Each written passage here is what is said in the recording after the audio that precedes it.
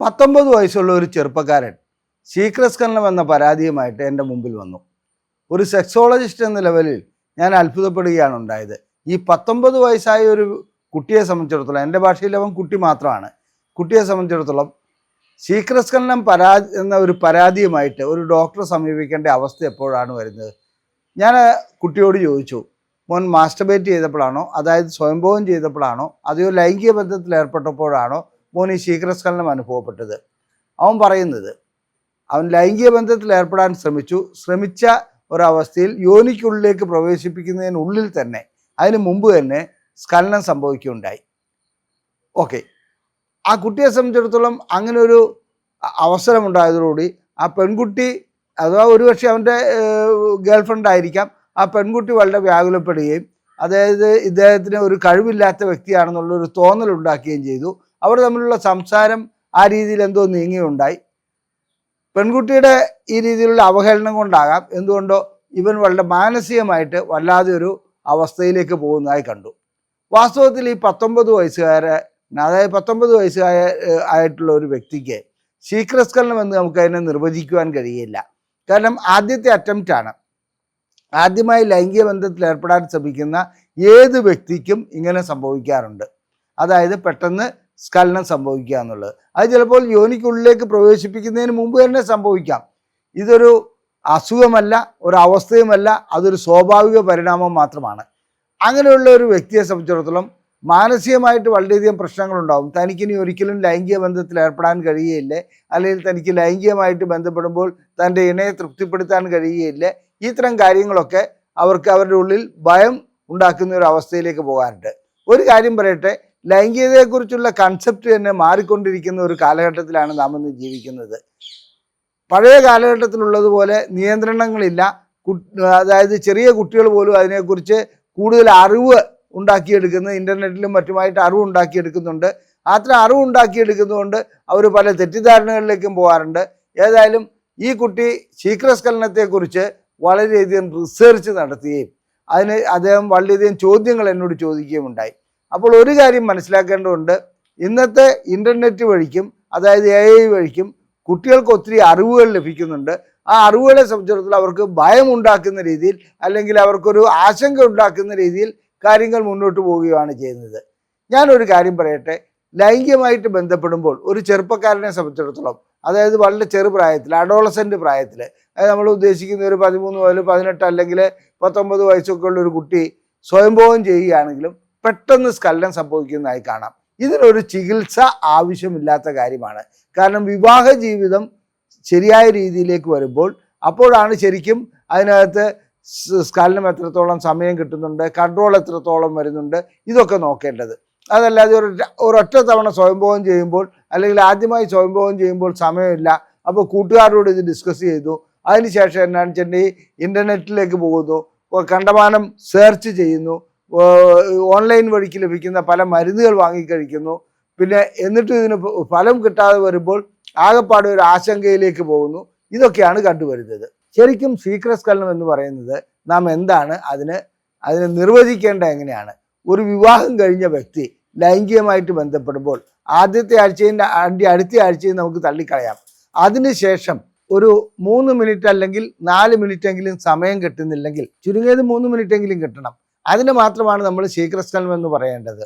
ചില വ്യക്തികളെ സംബന്ധിച്ചിടത്തോളം അവർക്കത് രണ്ടാഴ്ചയൊക്കെ കഴിഞ്ഞതിന് ശേഷം 1 മിനിറ്റിന് താഴെയാണ് കിട്ടുന്നതെങ്കിൽ, അഥവാ 1 മിനിറ്റ് മുതൽ 2 മിനിറ്റ് വരെയൊക്കെ കിട്ടുന്നുള്ളെങ്കിൽ അത് നമുക്ക് ശീഘ്രസ്ഖലനം എന്ന് പറയാൻ പറ്റും. അപ്പോൾ ശീഘ്രസ്ഖലനം ഏതെല്ലാം രൂപത്തിലുണ്ട്?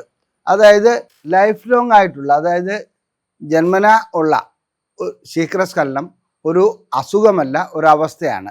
ചിലർക്ക് ഉയരം കുറഞ്ഞിരിക്കും, ചിലർക്ക് ഉയരം കൂടിയിരിക്കും, ചിലർ കറുത്ത നിറമുള്ളവരായിരിക്കും, ചിലർ വെളുത്ത നിറമുള്ളവരായിരിക്കും. അതുപോലെ അത് അവരുടെ പ്രകൃതമാണ് എന്ന് പറഞ്ഞതുപോലെ ജന്മന ഉള്ള ശീഘ്രസ്ഖലനം, സത്യം പറയട്ടെ, അതൊരു അസുഖമല്ല, ഒരവസ്ഥയാണ്.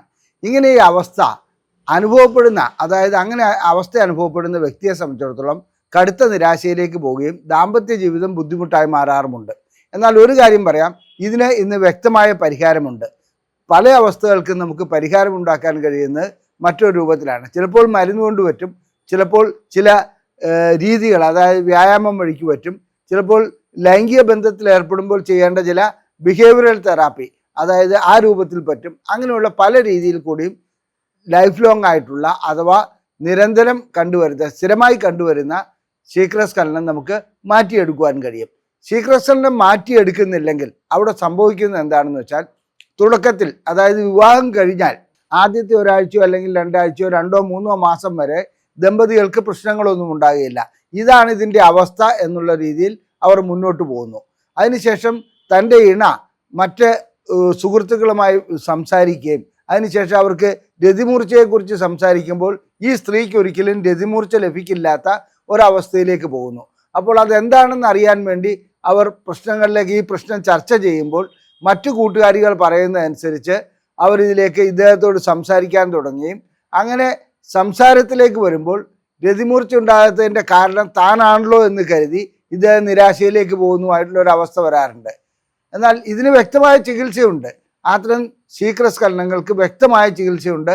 അത് ചെയ്യുകയാണെങ്കിൽ തീർച്ചയായിട്ടും ദമ്പതികൾക്ക് സന്തോഷത്തോടെ ജീവിക്കുവാൻ കഴിയും, സ്ത്രീക്ക് രതിമൂർച്ച ഉണ്ടാകുകയും ചെയ്യും.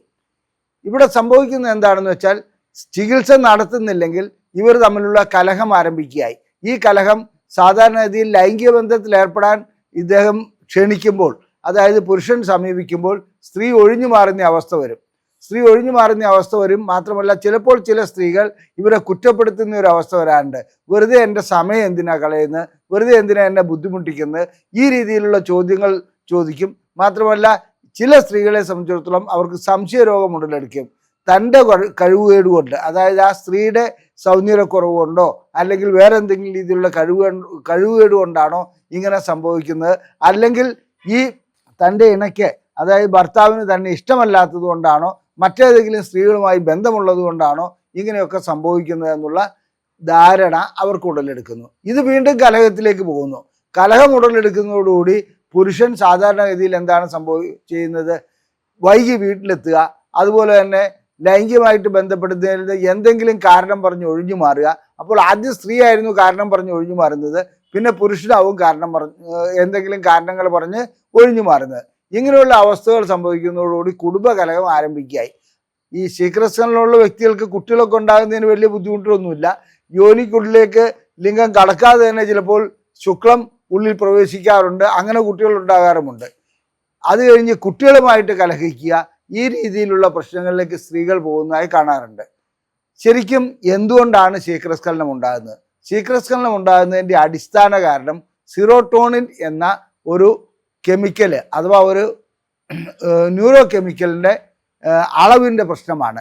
സിറോട്ടോണിൻ ആവശ്യത്തിന് തലച്ചോറിലും മറ്റ് ഞരമ്പുകളുടെ അതിൻ്റെ സിനാപ്സ് എന്ന് പറയുന്ന ഒരു സംഭവമുണ്ട്. അവിടെയൊക്കെ ആവശ്യത്തിനുണ്ടെങ്കിൽ ശീഘ്രസ്ഖലനം ഉണ്ടാകുകയില്ല. മാത്രമല്ല നല്ല രീതിയിൽ സമയം കിട്ടുകയും ചെയ്യും. എന്നാൽ വളരെ പെട്ടെന്ന് തന്നെ ഈ ശീഘ്രസ്ഖലനം അതായത് സിറോട്ടോണിനെ നിർവീര്യമാക്കുന്ന ചില ഘടകങ്ങൾ ജനിതകമായി ഉണ്ടാകാറുണ്ട്. അത്തരം ജനിതക ഘടനയുള്ള വ്യക്തികളെ സംബന്ധിച്ചിടത്തോളം അവർക്ക് ശീഘ്രസ്ഖലനം ഉണ്ടാകുക തന്നെ ചെയ്യും. അതാണ് ഞാൻ നേരത്തെ സൂചിപ്പിച്ചത്, ഇതിനൊരു പാരമ്പര്യ ഘടകമുണ്ടെന്നുള്ളത്. അങ്ങനെ ആ പാരമ്പര്യ ഘടകം ഉള്ള വ്യക്തികളെ സംബന്ധിച്ചിടത്തോളം സിറോട്ടോണിൻ്റെ അളവ് കൂട്ടുക എന്നുള്ളതാണ് ഡോക്ടർമാർ ചെയ്യാറുള്ളത്, അഥവാ അതിൻ്റെ ചികിത്സാ മാർഗവും അതാണ്. അപ്പോൾ ആ ചികിത്സാ മാർഗത്തിലേക്ക് വന്നു കഴിഞ്ഞാൽ തീർച്ചയായിട്ടും ഇവർക്ക് സമയം ലഭിക്കുന്നതായി കാണുന്നുണ്ട്. സിറോട്ടോണിൻ എന്ന ആ ന്യൂറോ കെമിക്കൽ തീർച്ചയായിട്ടും ശരീരത്തിൽ, അതായത് നമ്മുടെ ശരീരത്തിൽ കൂടുതൽ ഉണ്ടാക്കുവാൻ അഥവാ ഉണ്ടായതിനെ നിർവീര്യമാക്കാതിരിക്കുവാൻ, ഉണ്ടായത് സ്വാഭാവികമായിട്ട് നിർവീര്യമായി പോകും, അതിൻ്റെ നിർവീര്യമാകുന്ന സമയം കൂട്ടിയെടുക്കുകയാണെങ്കിൽ തീർച്ചയായിട്ടും ശീഘ്രസ്ഖലനം മാറ്റിയെടുക്കാൻ കഴിയും. ഇന്ന് ഒട്ടനവധി മരുന്നുകൾ ആ രൂപത്തിലുണ്ട്. അതായത് ദിവസവും കഴിക്കേണ്ട മരുന്നുകളുണ്ട്. അതുപോലെ തന്നെ ബന്ധപ്പെടുന്നതിന് ഒരു 3 മണിക്കൂറോ അല്ലെങ്കിൽ 2 മണിക്കൂറോ മാത്രം കഴിക്കേണ്ട മരുന്നുകളുണ്ട്. അങ്ങനെയുള്ള മരുന്നുകൾ കഴിക്കുകയാണെങ്കിൽ തീർച്ചയായിട്ടും ശീഘ്രസ്ഖലനം ഒരു പരിധിവരെ മാറ്റിയെടുക്കുവാൻ കഴിയുന്നുണ്ട്. ദമ്പതികൾക്ക് സന്തോഷത്തോടെ ജീവിക്കുവാനും കഴിയുന്നുണ്ട്. ഇനി അതുകൂടാതെ കീഗൽ എക്സസൈസ് പോലെയുള്ള ചില വ്യായാമങ്ങൾ ചെയ്യുകയാണെങ്കിൽ ന്യൂറോണൽ കൺട്രോൾ കുറച്ചുകൂടി വരുന്നതായി കാണാം. അതും ശീഘ്രസ്ഖലനത്തിന് ഉപകരിക്കുന്ന ഒന്നാണ്. ഇനി ബിഹേവിയറൽ തെറാപ്പി എന്ന് പറയുമ്പോൾ ഇങ്ങനെയുള്ള വ്യക്തികൾ സാധാരണ രീതിയിൽ ഒരു ട്രെയിനിങ്ങിലേക്ക് പോവുക. ട്രെയിനിങ് എന്ന് പറഞ്ഞാൽ ലിംഗം സ്വയംഭോഗം ചെയ്യുന്ന സമയത്ത് ആ സ്വയംഭോഗം നിർത്തിവെച്ചിട്ട് ലിംഗത്തിൻ്റെ കുറച്ച് പ്രഷർ കൊടുക്കുക, അല്ലെങ്കിൽ വേദന അനുഭവിക്കുന്ന രീതിയിൽ ലിംഗത്തിൻ്റെ തലഭാഗം ഞെക്കി പിടിക്കുക, അത് കഴിഞ്ഞിട്ട് വീണ്ടും സ്വയംഭോഗം ചെയ്യുക. ഇങ്ങനെയുള്ള സ്വയംഭോഗം ചെയ്യുന്ന ഒരു രീതി വഴിക്ക് അവർക്ക് അവരുടെ ബ്രെയിൻ ആ രീതിയിൽ ട്രെയിനിങ്ങിലേക്ക് പോകുന്നു. അതുവഴിക്കും ശീഘ്രസ്ഖലനം നമുക്ക് നിയന്ത്രിക്കാൻ കഴിയുന്നുണ്ട്. എന്നാൽ ഒരൊറ്റ കാര്യം കൊണ്ട് മാത്രം ശീഘ്രസ്ഖലനം വേണ്ട രീതിയിൽ നിയന്ത്രിക്കാൻ കഴിഞ്ഞുകൊള്ളണമെന്നില്ല. അടുത്തത്, ഈ ശീഘ്രസ്ഖലനം ഉണ്ടാകുന്ന വ്യക്തികളെ സംബന്ധിച്ചിടത്തോളം രണ്ടുപേരുടെയും സമയം നമ്മളൊന്ന് അഡ്ജസ്റ്റ് ചെയ്യേണ്ടതുണ്ട്. ചിലപ്പോൾ ഒരു സ്ത്രീയെ സംബന്ധിച്ചിടത്തോളം 10 മിനിറ്റ് വേണ്ടിവരുന്ന ഒരു അവസ്ഥയാണെങ്കിൽ ഒരിക്കലും ഒരു പുരുഷനെ കൊണ്ട് അത് കഴിഞ്ഞുകൊള്ളണമെന്നില്ല. അതുകൊണ്ട് മതിയായ ഫോർപ്ലേ, അതായത് അതിനു മുമ്പ് തന്നെ ക്ലൈറ്റോറിസ്, യോനി, സ്ഥലങ്ങൾ ഇതൊക്കെ സ്റ്റിമുലേറ്റ് ചെയ്ത് അവർക്ക് സ്ത്രീയെ സംബന്ധിച്ചിടത്തോളം ഒരു നല്ലൊരു രതിമൂർച്ചയിലേക്ക് അടുക്കുന്ന ഒരവസ്ഥയിലേക്ക് കൊണ്ടുവരിക. അതിനുശേഷം തൻ്റെ സമയത്തിനനുസരിച്ച് ബന്ധപ്പെടുക. അതായത് 2-3 മിനിറ്റ് കിട്ടുന്നുണ്ടെങ്കിലും ഈ രീതിയിലുള്ള ആദ്യം നല്ല രീതിയിലുള്ള ഫോർപ്ലേ നടത്തി നല്ല രീതിയിൽ അവരെ ഉത്തേജിപ്പിച്ച് രതിമൂർച്ചയിലേക്ക് അടുക്കുന്ന സമയത്ത് ലൈംഗിക ബന്ധത്തിലേക്ക് വരിക. അതും നല്ലൊരു അവസ്ഥയാണ്, നല്ലൊരു കാര്യം തന്നെയാണ്. അതുകൂടാതെ തന്നെ അഥവാ ശീഘ്രസ്ഖലനം ഉണ്ടായിക്കഴിഞ്ഞാൽ പോലും ഇവർക്ക് രതിമൂർച്ചയിലേക്ക് കൊണ്ടുപോകാൻ വേണ്ടിയിട്ട് ഇവരുടെ ക്ലൈറ്റോറിസും മറ്റ് തുടർന്ന് സ്റ്റിമുലേറ്റ് ചെയ്യുന്നതും നല്ലത് തന്നെയാണ്. അങ്ങനെ ഉണ്ടാകുമ്പോൾ അവരെ സംബന്ധിച്ചിടത്തോളം, ഒരു സ്ത്രീയെ സംബന്ധിച്ചിടത്തോളം ആ രീതിയിലെങ്കിലും രതിമൂർച്ച ലഭിക്കുന്ന അവസ്ഥ കണ്ടുവരാറുണ്ട്. ഇനി ഞാനിവിടെ പറഞ്ഞത് ദമ്പതികൾ തമ്മിലുള്ള കലഹമുണ്ടാകുന്നതിന് ശീഘ്രസ്ഖലനം വലിയൊരു ഘടകമാണെന്നുള്ളതാണ്. ആ ഘടകത്തിന് അഥവാ ശീഘ്രസ്ഖലനത്തിന് വ്യക്തമായ ചികിത്സയുണ്ട്. ആ ചികിത്സ നൽകുകയാണെങ്കിൽ ഒട്ടനവധി പ്രശ്നങ്ങൾ പരിഹരിക്കാൻ കഴിയും, കുടുംബത്തിലൊരു സമാധാന അന്തരീക്ഷം ഉണ്ടാക്കുവാനും കഴിയും. ഇനി ഇതുകൂടാതെ ശീഘ്രസ്ഖലനം മറ്റൊരു രൂപത്തിൽ വരാറുണ്ട്.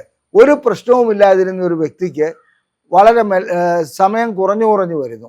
അതായത് സമയം കുറഞ്ഞു വരുന്നതിൻ്റെ കാരണം ഏതെങ്കിലും രോഗാവസ്ഥ, അതായത് അത് തൈറോയ്ഡ് ആവാം, അതുപോലെ തന്നെ ഇറക്ടൈൽ ഡിസ്ഫങ്ഷൻ ആവാം, ഇനി വേറെ രീതിയിലുള്ള രക്തക്കുഴൽ സംബന്ധമായ പ്രശ്നമാകാം, ഞരമ്പുകളുടെ പ്രശ്നങ്ങളാകാം. ഇത്തരം കാര്യങ്ങൾ ഉണ്ടാകുകയാണെങ്കിൽ അവരെ സംബന്ധിച്ചിടത്തോളം ശീഘ്രസ്ഖലനമാണെന്ന് അവർ തെറ്റിദ്ധരിക്കും. വാസ്തവത്തിൽ അതൊരു മറ്റൊരു രോഗത്തിൻ്റെ പ്രതിഫലനം മാത്രമാണ്. മിക്കപ്പോഴും ഇത് കണ്ടുവരുന്നത്, ഞങ്ങൾക്ക് ഒട്ടനവധി കേസുകൾ കിട്ടുന്നത് തൈറോയ്ഡ് സംബന്ധമായതാണ്. അതായത് തൈറോയ്ഡിൻ്റെ പ്രശ്നങ്ങൾ ഉടലെടുക്കുകയാണെങ്കിൽ സാധാരണഗതിയിലൊരു പ്രശ്നങ്ങളൊന്നും ഇല്ലാതെ പോകുന്നു, അവർക്ക് വേറെ യാതൊരു ലക്ഷണങ്ങളും കാണുകയില്ല. അങ്ങനെ വരുന്ന വ്യക്തികൾ അവർക്ക് പറയുന്നത് അവർ ശീഘ്രസ്ഖലനം എന്ന പേരിലാണ് ഇവിടെ വരാറുള്ളത്, അല്ലെങ്കിൽ ചിലപ്പോൾ ലൈംഗികമായിട്ടുള്ള ബലക്കുറവ് എന്ന പേരിലും. ഇതിൻ്റെ കാരണം തൈറോയ്ഡ് ഹോർമോൺ ഇതിനെ വളരെയധികം നിയന്ത്രിക്കുന്ന ഒരു ഹോർമോണാണ്. അങ്ങനെ തൈറോയ്ഡിൽ വ്യതിയാനം വരുന്നതോടുകൂടി ശീഘ്രസ്ഖലനം അനുഭവപ്പെടുന്നു. ഈ ശീഘ്രസ്ഖലനമായി വരുന്ന വ്യക്തികൾക്ക് ഞങ്ങൾ എല്ലാ പരിശോധനകളും നടത്തുമ്പോൾ തൈറോയ്ഡിൻ്റെ പ്രശ്നം വളരെയധികം കിട്ടുന്നുണ്ട്. അതുകൊണ്ട് തൈറോയ്ഡിനുള്ള മരുന്ന് കഴിക്കുകയാണെങ്കിൽ അവരുടെ ശീഘ്രസ്ഖലനം മാറി വരുന്നതായി കാണാൻ കഴിയുന്നുണ്ട്. അപ്പോൾ നമ്മൾ രോഗവും കണ്ടുപിടിക്കുന്നു, ലൈംഗിക പ്രശ്നങ്ങൾക്കുള്ള ചികിത്സയും അവിടെ പൂർത്തീകരിക്കപ്പെടുന്നു. അതല്ലാതെ അവർക്ക് ഈ രീതിയിലുള്ള, അതായത് സെറോട്ടോണിൻ ഉയർത്താനുള്ള മരുന്ന് കൊടുക്കുകയോ അങ്ങനെ അവരെ ഈ തൈറോയ്ഡിൻ്റെ പ്രശ്നം കാണപ്പെടാതെ പോവുകയും വരുന്ന ഒരവസ്ഥ ഉണ്ടാകാറുണ്ട്. ഒരിക്കലും പരിശോധനകൾ നടത്താതെ, അതായത് ശീഘ്രസ്ഖലനം രണ്ടാമതായി അനുഭവപ്പെടുന്ന ഒരു വ്യക്തിയെ സംബന്ധിച്ചിടത്തോളം പരിശോധനകൾ നടത്താതെ താൽക്കാലികമായിട്ടുള്ള മരുന്നുകൾ നൽകുകയാണെങ്കിൽ അവരുടെ ഉള്ളിൽ കിടക്കുന്ന ആ രോഗം വളർന്ന് പന്തലിച്ച് അതൊരു പ്രശ്നമായി മാറും. അങ്ങനെ ഉണ്ടാകാതിരിക്കാൻ ചെയ്യേണ്ട കാര്യം എന്താണ് കാരണമെന്ന് അറിയാൻ വേണ്ടി കംപ്ലീറ്റ് പരിശോധനകൾ നടത്തുകയാണ് വേണ്ടത്. ചിലരെ സംബന്ധിച്ചിടത്തോളം ഞരമ്പുകളുടെ പ്രശ്നങ്ങളുണ്ടാവാം, പ്രമേഹത്തിൻ്റെ ആരംഭമാകാം. പ്രമേഹത്തിൻ്റെ ആരംഭത്തിലും ശീഘ്രസ്ഖലനമായിട്ടാണ് ചിലപ്പോൾ രോഗികൾ വരാറുള്ളത്. ശീഘ്രസ്ഖലനം അല്ല ശരിക്കും അത് ലൈംഗികമായിട്ടുള്ള ശേഷിക്കുറവ് അനുഭവപ്പെടുന്ന ആദ്യ കാലഘട്ടങ്ങളിൽ ശുക്ലം പെട്ടെന്ന് പോകുന്നതായി അവർക്ക് തോന്നും. ശുക്ലം പെട്ടെന്ന് പോകുന്നതിൻ്റെ അവസ്ഥ ശരിക്കും അവിടെ അവർക്ക് ഉണ്ടായിരിക്കുന്ന ശേഷിക്കുറവാണ്. അപ്പോൾ എന്താണ് കാരണമെന്നുള്ളത് കണ്ടുപിടിച്ചിട്ട് അതിനനുസരിച്ചുള്ള ചികിത്സയിലേക്ക് പോവുകയാണ് അവിടെ വേണ്ടത്. ഇനി തലച്ചോറിനെ ബാധിക്കുന്ന ചില അസുഖങ്ങൾ, അതായത് മൾട്ടിപ്പിൾ സ്ക്ലിറോസ്, പാർക്കിൻസോണിസം, ഇങ്ങനെയുള്ള പല അസുഖങ്ങളിലും ഒന്നുകിൽ ലൈംഗികമായിട്ടുള്ള ശേഷിക്കുറവായിട്ട് അനുഭവപ്പെടാം, അല്ലെങ്കിൽ ലൈംഗികമായിട്ടുള്ള സമയക്കുറവായിട്ട് അനുഭവപ്പെടാം. ഇത്തരം അവസ്ഥകളിലും നാം പരിശോധനകൾ നടത്താതെ കാരണങ്ങൾ കണ്ടുപിടിക്കാതെ ഒരു മരുന്ന് നൽകുന്നത് കൊണ്ട് രോഗിയെ ശിക്ഷിക്കുന്നതിന് തുല്യമാണ്. അപ്പോൾ സ്വാഭാവികമായിട്ടും രോഗികൾ ചോദിക്കുന്ന ഒരു ചോദ്യമുണ്ട്, ലൈഫ് ലോങ് ആയിട്ട്, അതായത് ജനിതകമായിട്ട് കണ്ടുവരുന്ന ശീഘ്രസ്ഖലനത്തിന് എത്ര കാലം മരുന്ന് കഴിക്കേണ്ടി വരുമെന്നുള്ളത്. അത് നമുക്കൊരു തീർപ്പ് കൽപ്പിക്കാൻ കഴിയുന്ന കാര്യമല്ല. എന്നിരുന്നാലും മരുന്ന് കഴിക്കുന്നതോടൊപ്പം തന്നെ ഞാൻ നേരത്തെ സൂചിപ്പിച്ച കീഗൽ എക്സസൈസ്, അതുപോലെ തന്നെ ബിഹേവിയറൽ തെറാപ്പി, അതായത് കുറച്ച് ടൈം അഡ്ജസ്റ്റ് ചെയ്യാനുള്ള നമ്മുടെ സ്വതവേയുള്ള പ്രവർത്തനങ്ങൾ, ഇതെല്ലാം കഴിഞ്ഞ് നമ്മുടെ ബ്രെയിനിനെ നമ്മൾ തന്നെ ഒരു മാറ്റത്തിലേക്ക് കൊണ്ടുവരികയാണെങ്കിൽ ചിലപ്പോൾ മരുന്നുകളില്ലാതെ തന്നെ കാര്യങ്ങൾ സാധിക്കുന്നതാണ്. എന്നാൽ മരുന്ന് ഒഴിവാക്കുന്നതോടുകൂടി വീണ്ടും ശീഘ്രസ്ഖലനം കാണപ്പെടുന്ന വ്യക്തികളെ സംബന്ധിച്ചിടത്തോളം അവർ മരുന്ന് കഴിക്കുന്നത് തന്നെയാണ് നല്ലത്. ഇല്ലെങ്കിൽ കുടുംബകലഹത്തിലേക്ക് അത് പോകാറുണ്ട്. ചുരുക്കി പറഞ്ഞാൽ ശീഘ്രസ്ഖലനം ഒരു കാരണവശാലും ചികിത്സിക്കാതെ ഒഴിവാക്കി കളയേണ്ട ഒരു അവസ്ഥയല്ല. ശീഘ്രസ്ഖലനം അങ്ങനെ ചികിത്സിക്കാതെ മുന്നോട്ട് പോവുകയാണെങ്കിൽ കുടുംബകലഹമുണ്ടാകും എന്നുള്ളത് മാത്രമല്ല, മറ്റു രീതിയിലുള്ള കുടുംബ പ്രശ്നങ്ങളിലേക്ക് പോവുകയും വിവാഹമോചനത്തിലേക്ക് വരെ അത് പോകാറുണ്ട്. ചുരുക്കി പറയട്ടെ, ലൈംഗിക ശേഷിക്കുറവ്, ശീഘ്രസ്ഖലനം, ഇതൊക്കെ ഒരു പുരുഷനെ ബാധിക്കുന്ന സാധാരണ പ്രശ്നങ്ങളാണെങ്കിൽ കൂടി അതിനുള്ള പരിഹാരം ശരിയായ പരിശോധനകൾ വഴി കണ്ടുപിടിച്ച് ആ പരിശോധനകളിലൂടെ കാരണം എന്താണെന്ന് കണ്ടെത്തി അതിനുള്ള ചികിത്സ നൽകുന്നതാണ് എപ്പോഴും നല്ലത്. അങ്ങനെ ചികിത്സ നൽകാതിരിക്കുകയാണെങ്കിൽ ശാരീരികമായി മറ്റ് അസുഖങ്ങളുണ്ടെങ്കിൽ ആ അസുഖങ്ങൾ വളർന്നു വരുന്നതിനും അതൊരു പ്രശ്നമായി മാറുന്നതിനും കാരണമാകാറുണ്ട്. എല്ലാ മാരക രോഗങ്ങളുടെയും ആദ്യത്തെ പ്രതിഫലനം ലൈംഗിക പ്രശ്നങ്ങളായിട്ടാണ് കാണപ്പെടാറുള്ളത്. അതായത് ഹാർട്ട് അറ്റാക്ക്, അതിനാദ്യം കാണുന്നത് ലൈംഗിക ശേഷി കുറവുണ്ടാകുകയാണ്. അതുപോലെ തന്നെ പാർക്കിൻസോണിസം, മൾട്ടിപ്പിൾ സ്ക്ലീറോസിസ്, ഇങ്ങനെ ഞരമ്പുകളെ സംബന്ധിക്കുന്ന പ്രശ്നം, പ്രമേഹം, പ്രഷർ, ഇതിലൊക്കെ മിക്കപ്പോഴും എന്താണെന്ന് വെച്ചാൽ ആദ്യ ലക്ഷണം നമുക്ക് അനുഭവപ്പെടുന്നത് ലൈംഗിക പ്രശ്നമായിരിക്കും. അങ്ങനെ ലൈംഗിക പ്രശ്നങ്ങൾ ഏതെങ്കിലും അനുഭവപ്പെടുന്നുണ്ടെങ്കിൽ അതിൻ്റെ പിന്നിൽ ഒരു കാരണം ഒളിച്ചിരിപ്പുണ്ട്. ആ കാരണം എന്താണെന്ന് കണ്ടുപിടിക്കണം. കണ്ടുപിടിച്ചിട്ട് അതിനുള്ള ചികിത്സ നൽകുകയാണ് വേണ്ടത്. അത് ശീഘ്രസ്ഖലനമാകട്ടെ, ശേഷിക്കുറവാവട്ടെ, താല്പര്യക്കുറവാവട്ടെ, ലൈംഗികമായ പ്രശ്നങ്ങൾ എന്തു തന്നെ ആവട്ടെ, അതിനുള്ള ചികിത്സ ഞങ്ങൾ നൽകുന്നുണ്ട്. മാത്രമല്ല അതിൻ്റെ കാരണം കണ്ടുപിടിച്ച് വ്യക്തമായ അതായത് ആധുനിക ചികിത്സ വഴിക്ക് നിങ്ങൾക്കതിൻ്റെ പ്രയോജനം ലഭിക്കുവാനും കഴിയും. ഞാൻ ഡോക്ടർ അജയൻ വർഗീസ്, കോഴിക്കോട് ജില്ലയിൽ കുന്നമംഗലം പന്തീർപ്പാടത്തുള്ള institute of sexual and reproductive medicine എന്ന സ്ഥാപനത്തിൻ്റെ ഡയറക്ടറാണ്.